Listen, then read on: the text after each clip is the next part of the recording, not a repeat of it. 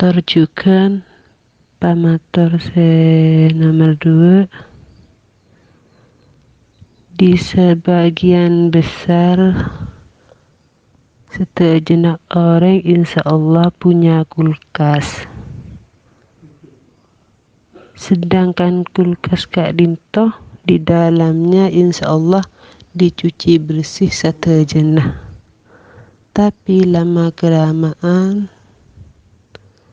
barang yang ditaruh di dalam kulkas seperti ikan, lauk pauk lainnya Kak Disa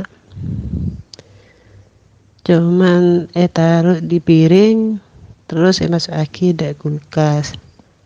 Pas kebetulan lampu padam dan sejelas Kak Disa aing akili nyap-cap Kak Disa Pak Kiai. Ponapa Kak Disa bisa menajiskan kaperang seecap-capin aing tersebut? Ngireng penjelasan Epon. Waalaikumsalam warahmatullahi wabarakatuh.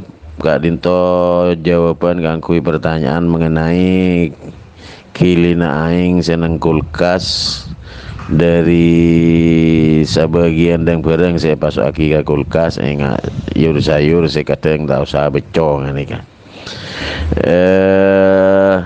Saya perlu eka maklum bahwa tak sakapin barang saya tak becok saya najis kan dia nikah kelu. Jadi montak padeng berdekahanan najis dan nikah. Mungkin tak usah hukumin najis ngan nikah. Ingat nikah. Burulah lapadeng ngan nikah. Lapadeng je beda ya napaan barang-barang najis ni kan pun beda akatia hara misalnya hara tinja caka asara kopadeng apa terus kemi dere kasa saya saya tapa soal ayan an najisah barang-barang saya najis mungkin ada sesuatu saya nyata kini ke barang najis ya tak usah was-was pas teti najis ya tak usah ka was-was teti barang najis enten.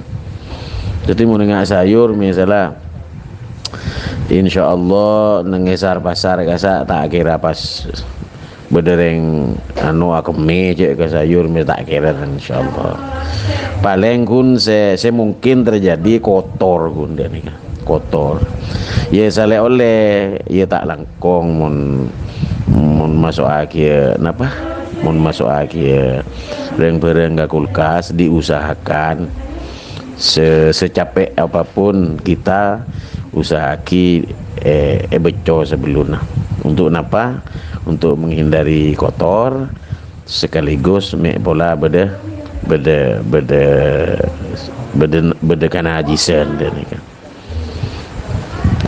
nikah enten mungkin tak padeng secara nyata cek beda kahenan najis cek beda ainun najisatun barang najis kan enten sebung tak pas hukum najis yang saya oleh nikah kutu becoen pas mulai becoen insyaallah bebas dari kotor dan bebas insyaallah bebas dari najis. Saya Kak Dito. Assalamualaikum warahmatullahi wabarakatuh.